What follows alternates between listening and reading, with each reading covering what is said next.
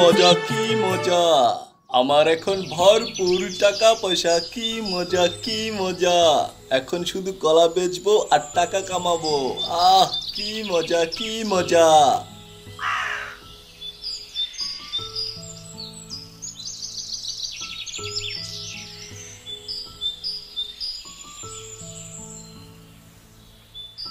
কিরে বন্ধু, এত কলা গাছ আর এত কলা কেমনে কি? আর বলিস না বন্ধু, এই কলা গাছ লাগিয়েছিলাম ব্যবসা করার উদ্দেশ্যে।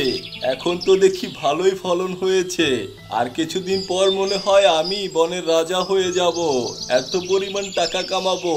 উহ কি যে আনন্দ লাগছে না আমার। ও তা তো ভালোই, তো আমাদেরকে কিছু একটা দে, আমরাও চাষবাস করে খাই, আমাদেরও কিছু টাকা পয়সা হোক। আরে না বন্ধু, তোরা এসব করতে পারবি না। তুই আমার বন্ধু, তুই পারলে আমি কেন পারবো না? দে না, একটু চেষ্টা করে দেখি।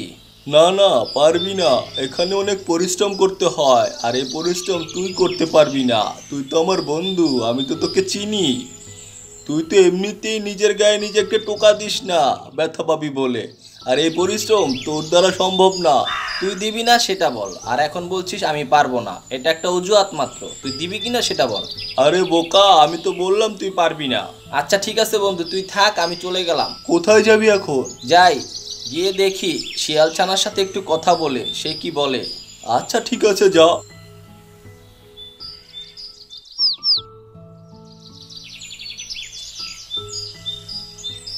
হ্যাঁ হ্যাঁ চান্দু, আমি তোমাকে বুদ্ধি শিখিয়ে দিই আর তুমি মাল কামাও, পরে বনের সবাই তোমাকে সম্মান করুক আর আমার কথা ভুলে যাক। আমি সেটা চাই না, আমি চাই সবাই আমার দিকে নজর রাখুক।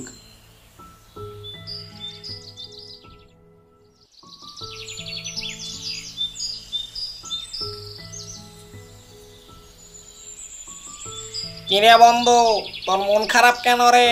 আর বলিস না, ওই যে সিংহছানা আছে না, সিংহছানা একটা ব্যবসা করছে, দেখে খুব ভালোই লাগলো। ওরে বললাম আমাকে একটু শিখিয়ে দিতে, ও বলে কি জানিস, ও বলে আমি নাকি পারবো না, আমি নাকি কাজকর্ম করে খেতে পারি না। সেটা কি করে সম্ভব? ও তো আমাদের খুব কাছের বন্ধু, ও তো যে কোনো কাজ শিখিয়ে দেওয়ার কথা রে।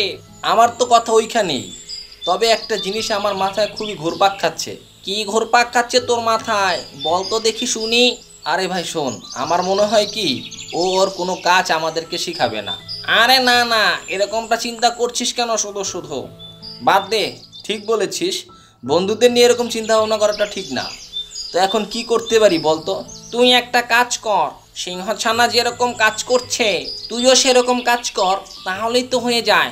ঠিক বলেছিস, দেখি কি করা যায়।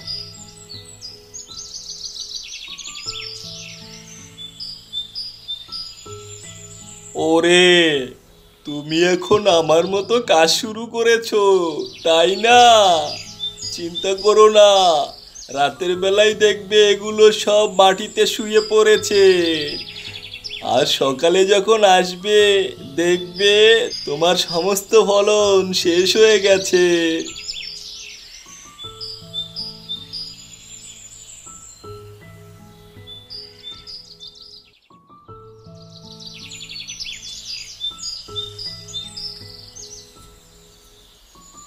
বাবা বাবা, আমি না কলা গাছ লাগিয়েছি, চিন্তা করলাম একেবারে বেকার বসে না থেকে একটু কাজ করে খাই।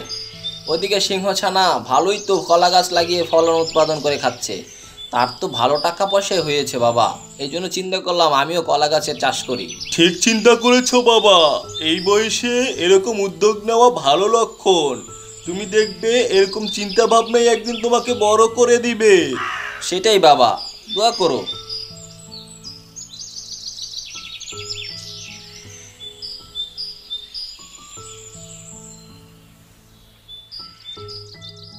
হায় হায় হায়, আমার কলা গাছগুলো কেটে ফেললো কে? আমার এত বড় সর্বনাশটাই বা করলো কে? কে আমার এত বড় ক্ষতি করলো? আমি তো কারো কোনো দিন ক্ষতি করিনি, আর আমার তো কোনো শত্রুও নেই, তাহলে কে আমার ক্ষতি করলো? কি হয়েছে রে বাঘছানা, এখানে কান্না করছিস কেন?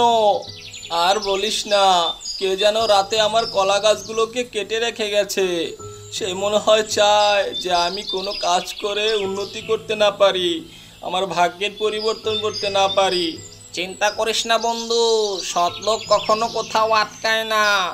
তবে মনে রাখিস, অসৎ লোক সবসময় ধ্বংস হয়ে যায়।